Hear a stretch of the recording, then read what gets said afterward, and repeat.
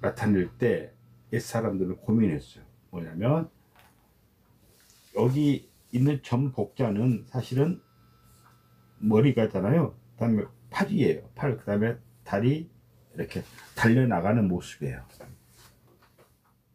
발 족자가. 여기서 손 하나를 그으면은 달릴 주자가 돼요. 그게 발의 한자예요? 네. 발 족자가. 아, 이게 달리는 모습이에요? 그렇죠. 발 족자가 여기서 지금 입구가 있잖아요. 네. 그 다음에 여기서 요 몸이고 손은 지금 이렇게 있는 거예요. 이렇게. 달려나가기 전에 포즈. 그리고 요 뒷발 이렇게. 그 다음에 앞발 내딛는 거. 이게 네. 발 족자예요. 네. 그런데 우리가 어떤 환경에 만족한다 할 때도 이 족자를 써요. 그 다음에 생활이 풍족하다 할 때도 족자를 써. 왜 그럴까? 옛날 중국의 미녀의 기준은 통통한 사람이었어요. 즉 건강미 넘치는. 네. 그래서 양귀비도 굉장히 몸집이 통통해요. 그와 같이 하체가 발달을 해야 되기 때문에 다리가 튼튼하다는 뜻에서 만족이라는 말을 했어요. 네. 만족. 그다음에 부족이라는 말도 다리에가 살이 없으니까 부족하다고 했고. 아, 그런 거예요? 그 만족, 부족, 이게 다리 족자예요? 예. 와. 그만큼 신기하다. 사람이 나이 들어서 늙어가면 어디가 제일 먼저 살이 빠지냐면 다리에 있는 살이 빠져요. 허벅지. 그렇죠. 그래서 나이 드신 부모님 모시고 옛날에 목욕탕을 가보면 하체가 쫙 달라붙어요. 즉 피부가. 그래서 그만큼 다리 힘이 튼튼해야지 일어설 수 있는 것이고 걷는 것이고 생활이 가능한 거예요. 네. 그래서 부족하다, 만족하다, 풍족하다, 또 충족시킨다 등등에 쓰이는 글자입니다. 그게 족자다. 네. 와. 여기서 구용에서 맨 처음에 군자가 갖춰야 될 용모를 말하면서 발을 먼저 내세웠다는 것은 중요한 의미를 가져요. 이 발걸음을 어디로 향하냐에 따라서 자기 인생이 결정이 되잖아요. 오늘 아침에 일어나서 출근할 때 아니면은 휴일날 일어나서 어디를 갈까 할 때 첫 행선지가 발 따라 정해지기 때문에 이 발걸음을 항상 발걸음의 모습은 신용하게 가져라. 네. 또 다른 뜻은 서 있을 때도 곧게 서 있어야지 삐딱하게 기대거나 다리를 자세요? 꼬고 하는 자세를 의미해요. 모름지기 배우는 사람이라면 군자라면 네. 발의 모습 신중하게 해요. 다음에 두 번째는 손의 모습은 공손하게 하라 그랬죠. 공손하게. 공손한 게 어떤 거예요? 네. 남자는 오른손 위로 왼손이 없고요. 네. 여자는 오른손이 왼손 위로 올라오죠. 그러니까 오른손이 위인 거죠. 네. 네. 왜 그랬다 그랬죠? 바로 해가 뜨는 곳을 가리킨다 그랬죠. 남자는 양이니까 해가 왼쪽에서 떠오르잖아요. 그래서 왼쪽 위로 올라오고, 여자는 음이니까 해가 지는 쪽이니까 오른쪽에 올라오고요. 그래서 남자 여우, 남자는 왼쪽, 여자는 오른쪽에 서는 것이 바로 혼례 결혼식장에서도 그 순서가 위치가 그렇게 서는 거예요. 여자 왼쪽, 남자가 왼쪽, 남자 왼쪽, 여자 오른쪽. 네. 그게 남자 여우예요. 남자 여우. 남자는 왼쪽, 여자는 오른쪽. 네. 네. 네. 그래서 손의 모습은 항상 공손하게 해라. 네. 유튜브에 나도 우연히 봤는데 손흥민이가 네. 찰스 황제가 네. 영국의 왕이 네. 그 토트넘 구장을 찾았을 때 손흥민이하고 악수를 했는데 네. 손흥민이가 손을 탁 이렇게 공손하게 네, 하는 모습이 서양인들에게 굉장히 좋은 호평을 받아가지고 그래요? 막 떠요. 그래요? 네. 역시 손흥민. 그렇죠. 그렇게 잘 배웠네요. 꼭 이런 모습. 가정교육. 맞습니다. 이런 모습이었어요. 보니까 나도 이게 뭐지 하고 관심 있게 봤더니 찰스 왕이 와서 악수하는데 이렇게 있다가 다른 서양 선수들은 이렇게 손 내려드리고 좀 정제되지 않는 모습이었는데 손흥민 팍 하고 있더라고요. 그리고 SR 하고 악수를 하고. 그래요? 찾아봐야겠다. 찾아보세요. 네. 손흥민 멋있네요. 멋있어요. 역시. 그 자세 하나에서 네. 우리 동양인의 예절을 나타내는 것인데 엄청 중요한 거네. 한술 더 뜨다면 이제 네. 공수한단 말이에요. 공수. 네. 공수는 이 공수를 쓰는 게 아니고 손수자에 딱 함께 공자를 쓰는 게 이 공자예요. 공수. 공수. 손을 네. 이게 손 모을 공자거든요. 네. 손을 함께 모았으니까 이게 공수예요. 이게 공. 공수. 예, 손 맞잡을 공자예요. 네. 손을 함께 잡았으니까. 그다음에 이제 옛날 그 인사하는 법이 이렇게 서요. 손 앞에. 공부를 가면은 이렇게 손을 손바닥 위가 밑에 보이게 해서. 저도 일어나요? 예, 한번 해보세요. 그래가지고 여기서부터 여자는 반대로 해야죠. 손이 오른쪽이 위. 그렇죠. 네. 이제 이렇게. 나는 네. 그래서 여기서 서서히 올라오면서 네. 손바닥이 이렇게 자기 코 좀 와요. 코. 요 네. 위치로. 그다음에 쭉 내밀어요. 그러면서 고개를 숙여서 이때는 손바닥이 자기 얼굴 보게 하죠. 네. 그다음에 그대로 올라오면서 가슴에다가 이렇게 살짝 대요. 네. 지금 제 손이 맞나요? 네, 예. 일직선상에. 네. 그다음에 반대하고 다시 일어나서 손을 내리는 것. 그다음에 손 잡는 것. 이게 이제 가장 정성스러운 인사법이에요. 처음 해봐요. 네, 처음 해보죠. 네. 정통 인사법이에요. 다시 한번 할게요. 다시 정통 인사법. 네. 네. 이제 호칭이 있어요. 그 상향 하면은 위를 향하여 뜻이에요. 예령. 상향읍 하면 이제 손이 쑥 올라가 행동으로 이제 가요. 동령. 그다음에 쭉 손을 내밀면서 다시 와서 그대로 올라가요. 그러면서 가슴을 향하게 손바닥이 닿죠. 그다음에 반대. 또 정중히 일어나서 손을 쭉 내려요. 이렇게. 이게 읍내야. 읍내. 읍내. 네. 네. 읍이라고 하는 것은 잘 보셔. 읍이라고 하는 것은 손수자에다 입구자에다 귀가 들어가요. 저 방금 손을 코까지 온다 했잖아요. 네. 코 위치라는 건 바로 입과 귀의 중간이죠. 네. 이걸 말해요. 여기 읍자예요. 읍. 네. 읍내. 내랑 얘도 그랬다니까. 읍내. 이렇게 하면은 굉장히 마음이 차분해져요. 요즘도 이렇게 하는 때가 있나요? 그 어떤 큰 제사 지낼 때 문중에서 문중에서 지낼 때 성균관에서 네. 공자 석전 대제를 할 때랄지 이런 기천을 해요. 한번 더 해볼까요? 일어나서 굉장히 자기의 기운을 느껴보세요. 제가 지금 좀 약간 어색하거든요. 그렇죠. 여기서 이렇게 해서 어색하죠. 오른손을 딱 대지 말고 네. 살짝 달걀 하나 정도 들어갈 정도 끼죠. 네네. 이렇게. 그다음에 이 손가락 이렇게 붙여줘요. 이렇게. 이렇게 붙여요? 네네. 이렇게 붙여. 그래가지고 상향하면은 쭉 이렇게 서서 올라와요. 그리고 상향. 그러면서 밑에 손바닥 마주보면서 마주보면서 그다음에 그대로 일어나서 이제 가슴과 손바닥에 달걀 하나 정도 들어갈 공간. 그다음에 반배. 일어나서 밑에 들어갈 공수. 보통 한복 입고 하겠어요. 그렇죠. 반복. 나는 스님께 공부할 때 꼭 이렇게 인사를 하고 또 끝나고 갈 때도 이렇게 했어요. 그럼 저도 그래야 돼요? 그래야 되기보다는 그것은 본인이 알아서 하시되 네. 하는 게 좋겠죠. 스스로를 낮추는 것이 겸손의 공부니까. 네네네.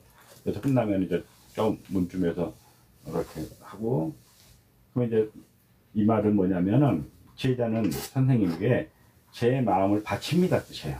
그리고 선생님은 이따가 어떻게 받냐면 이렇게 있다가 이렇게 받아요. 이렇게. 즉 너의 마음을 받겠다 뜻이에요. 그 서당에서 실제로 어렸을 때 이렇게 썼어요? 그럼요. 성경. 그랬죠. 그래서 나도 배웠기 때문에 선생님께 실천했던 것이고. 아기 때부터요. 알겠습니다. 그리고 서당에서 이제 무릎을 꿇고 가르쳤잖아요. 네. 우리가 발 저릴 때 뭐 그 발 저리고 풀려고 하는 행위가 있죠. 주무르고 발 저릴 때, 털고 발 저릴 때 쭉 피고. 코에다 춤 3번 묻히죠. 네. 어, 네. 그게 정말 발 저린 것이 풀릴까요? 안 풀렸어. 근데도 아주 옛날부터 그것이 마치 진실인 양 지금도 전해오고 있는데도 네, 불구하고 왜 남들이 거짓말하고 않고 하냐면은 방금 적용 중에서 중요한 부분인데, 이 아이가 엄마 뱃속에서 태아로 있을 때는 머리가 밑에가 있죠. 네. 그래가지고 이제 산도가 열리면서 아이가 태어나서 머리부터 나오잖아요. 그 다음 탯줄을 자르죠. 탯줄 자르고 나서 그 다음에 그 갓 피덩이 엉덩이를 탁 때려요. 왜 때릴까요? 울라고요. 왜 울릴까요? 숨 쉬라고. 그렇죠. 그때 기가 들어가는, 기가. 울 때. 즉 탯줄을 자르는 순간 이 우주에 있는 그 아이의 몸속으로 기가 들어가요. 그걸 우리는 혼이라 그래요. 영혼이라 그래요. 그 전까지는, 그 탯줄을 자르기 전까지는 엄마 몸에 붙어 있는 생명체였잖아요. 네. 근데 그 탯줄을 자르는 순간 그 기가 들어가면서 비로소 한 인간이 된다고 해요. 그래서 탁 때려주는 것은 그 이물질이 이렇게 이물질, 그것도 토해내는 것도 있지만 네. 그 기를 돌리는 거예요. 그래서 우리가 이걸 기운이라고 하죠. 기운. 네. 기운 기자에다가 도운자예요. 기운이라는 것은 기운 차려, 이 말은 너 기를 제대로 돌려, 이 말이에요. 네. 그다음 기운이 없다 그러잖아요. 기가 막혀 있으니까 기운이. 그런데 이렇게 엄마 뱃속에서 머리가 딱 나온 아이를 엉덩이 탁 때려주고 나서 이제 아이가 바르게 머리가 이제 위로 올라오잖아요. 그것은 기가 발 밑으로 가는 거예요. 무게 중심이 하여 5살 미만까지는 막 바둥거리고 아장아장 걷고 하는 단계에다가 10살쯤 되면은 이제 여기 무릎까지 기가 올라와요. 10살 전에 무릎까지 기도 없어요? 기가 없다는 게 아니고 그 기의 힘이 네. 단계별로 올라온다는 거죠. 방금 5살 때까지는 발목 중심화 있기 때문에 네. 막 아이들이 뛰어다녀. 그가 기가 네. 뭉쳐있기 때문에. 네. 그래서 엄마들이 아까 밑에 집에서 싫어해, 뛰지 마 해도 뛰어. 뛰어야 되는 게 맞네요. 그럼요. 그건 섭리야. 이제 기가 몰렸으니까. 그리고 이제 10살 때 단위로 이게 올라오잖아요. 네. 무릎에. 그래서 그 기를 꺾여서 무릎 꿇치는 거예요. 공부를 교육시킬 때. 뛰어다니까 봐.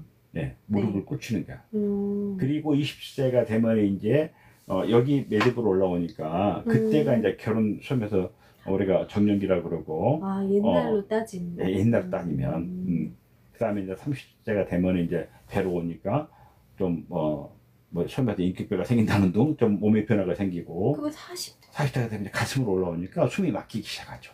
이제 점점 아파요? 숨이 차고. 그렇죠. 네. 그다음 50대가 올라오면 목소리가, 남녀가 이제 변성기 오면서 네. 남자는 여성화되고 여자는 남성화돼, 목소리가. 50대부터요? 옛날 기준이에요. 네네네. 다음 이제 60세가 되면 이제 눈이 침침해지고 얼굴로 오니까 눈이 침침해지고 네. 막 목소리도 탁하고 가루도 굵고. 그다음 70세가 되면 안녕이 가. 옛날에 그래서 70세까지 오래 사는 것을 고희라 그랬어. 고희. 희자가 드물 희자야. 애꽃자. 옛날부터 70세까지 산 사람은 드물었어. 지금이야 뭐 70세는 어떤 명함도 못 내밀잖아요. 네, 제일 청년이죠. 근데 정말 옛날에는 그래서 환갑잔치를 했잖아. 동네 떠들썩하게 60년이나 살았다고. 그게 환갑잔치예요. 자, 고로 여기서 적용중을 율곡 선생님도 강조했던 이유가 그거였어요. 여기 율곡 선생님이 강조하셨어요. 예, 경목요결에서 강조했던 것은 공부하는 이가 모름지기 용모를 바르게 해야 되는 그 구용을 반드시 익히고 실천해야 된다라고 강조하신 거야.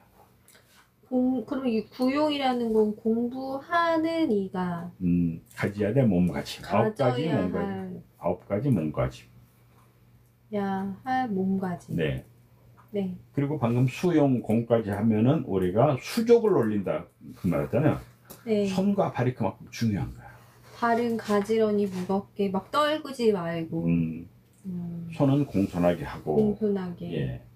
그다음에 뭐였죠? 이제 목용탄이에요. 목용탄. 눈빛은 바르게 하란 말이야. 이렇게 눈빛은... 째려보거나 곁눈질하거나 내리깔지 말고 눈으로 말해요라는 옛날 노래 가사가 있잖아요. 네. 눈으로 말해요 하듯이 네. 눈빛 하나로 상대방을 불쾌하기도 하고 도발을 유도하기도 하고 그렇죠. 또 눈빛 하나로 상대방 불안에 있는 사람을 편안하게 해주기도 하고 네. 사랑을 전하기도 하잖아. 이 눈이 그렇게 중요한 거야. 그래서 세 번째, 눈의 모습은 반드시 바르게 하라 했어요. 네. 바르게 하는 의미가 있죠. 그죠? 그 다음에 입의 모습은 반드시 다물어라. 반드시란 말이 여기는 없지만은 그 사자수하기 할 때는 필자를 여기도 넣었어요. 네. 자, 그래서 입의 모습은 다물어라. 이 말은 헤베 벌리고 있는 사람들 있잖아요. 입을 벌리고 있는 사람들. 하는 죽기 전에 입을 벌리더라고. 근데 좀 덜 떨어진 사람은 평상시에도 입 벌린 사람들이지. 또 하나는 입 벌린다는 말은 뭐냐면 그만큼 입이 가볍다는 뜻이야. 말이 많다는 뜻이에요.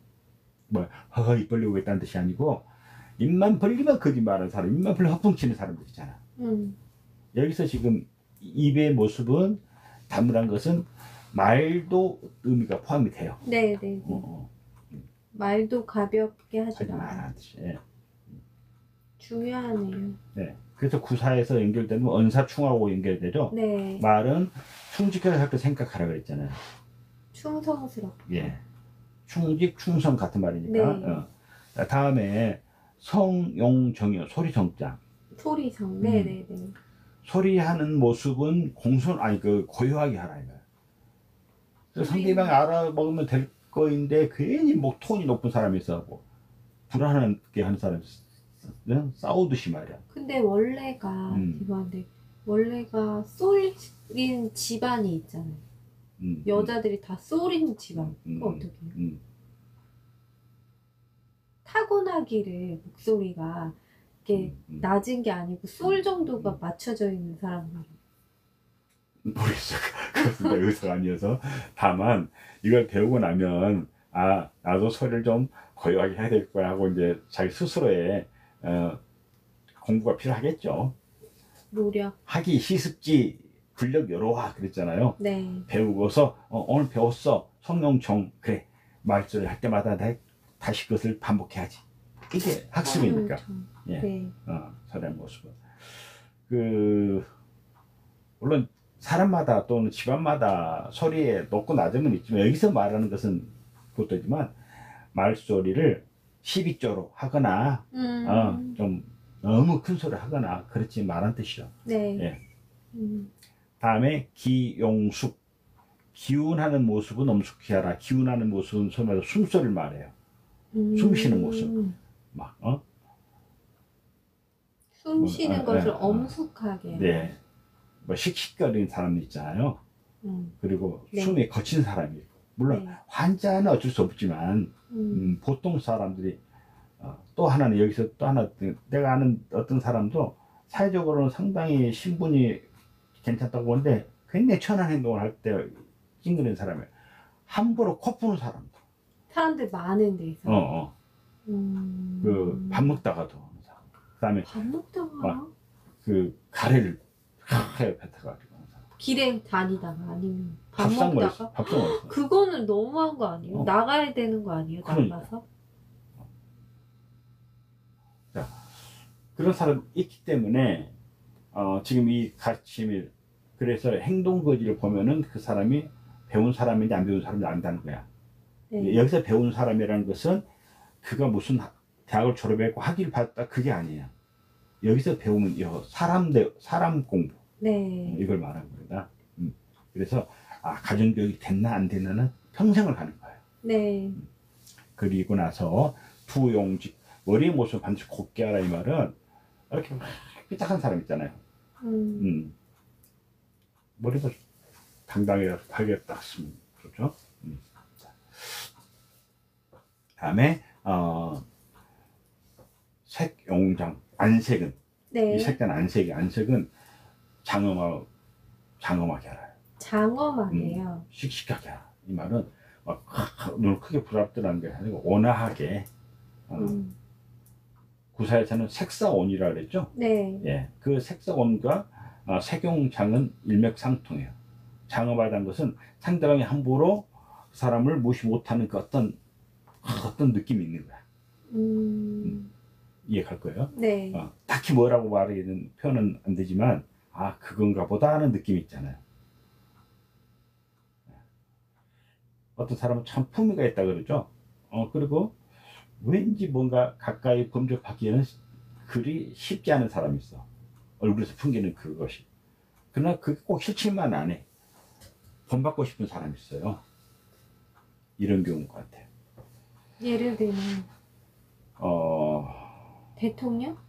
예를 들면은 유경수 여사 정도. 영부인. 네. 같은 영부인이어도 뵌 집 없어서 뵌 적이 그죠? 없어요. 사진으로 봤어요. 네.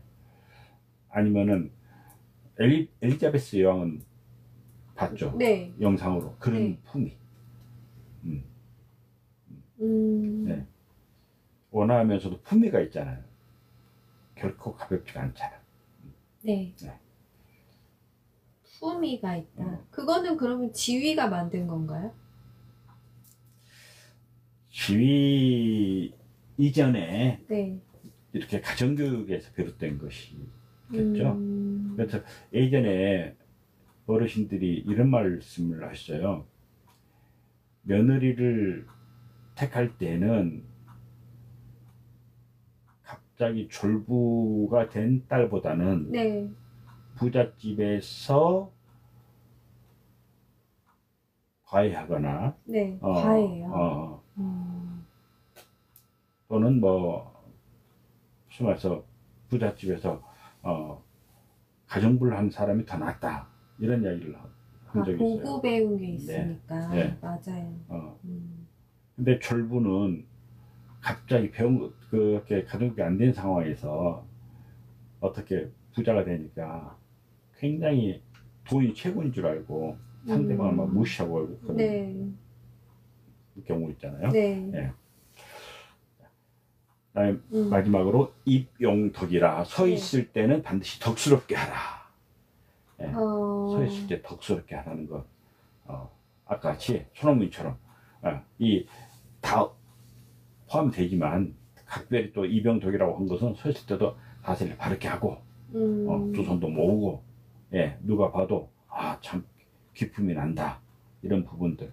그때 나도 손흥민 영상을 보면서 손흥민이가 양복을 입은 것도 아니었고 스포츠 그 선수 유니폼 입었는데도 불구하고 그의 자세에서 기품이 느껴졌고 그걸 본 사람들이 더 팬들이 환호했다는 부분이거든요. 언제 나왔어요? 손흥민 영상 찾아보려고. 찾아보는데. 네. 알겠습니다. 같이 오늘 우리가 구용을 배웠지만 다시 한번 해봅시다. 조경중. 보지 말고. 조경중. 그다음에 발을 무겁게 하라. 발의 모습은 무겁게 하라. 용. 수용공. 네. 손은 공손하게. 네. 손의 모습은 모습용자를 넣어주세요. 네. 손의 모습은이니까. 손의 모습은 공손하게 하게 하고 눈의 모습은 목용단. 눈빛을 바르게. 눈의 모습은 바르게 하고. 네. 또. 구용지. 입의 모습은 닫아라?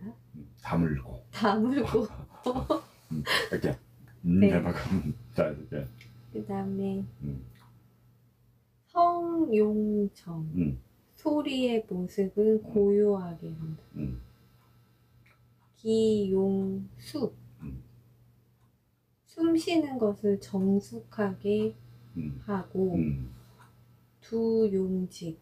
머리의 모습은 곱게 한다. 색용장. 안색은 장엄하게 하고. 입용덕. 서 있을 때는 덕스럽게 한다. 네, 잘했어요. 예전에 당나라에서 네. 당나라에서 관리를 선발할 때 네. 삼는 기준이 있어요. 4가지 기준. 신, 언, 서, 판이에요. 신자는 몸 신자이고, 언자는 말씀 언자이고, 서자는 글 서자이고, 판은 판단 판자예요. 신언서판. 네, 아주 중요한 말인데, 그게 요즘에 면접시험이라고 생각하면 돼요. 면접시험을 볼 때 자필 이력서를 내잖아요. 네. 그 자필 이력서를 왜 내라 그러냐면 그 사람의 글씨를 보고 성격을 판단하려고 하는 거예요. 요즘은 근데 자필 이력서 안 내요. 네, 내야 돼. 와. 요즘은 컴퓨터로 막 다 쳐서 이메일을 보내고 그러는데 네. 나는 예전 방식이 맞다고 생각해요. 자필 이력서만큼 꼭 받아야 된다고 생각해요. 네. 자, 그 신이 방금 말한 구용이 신이에요.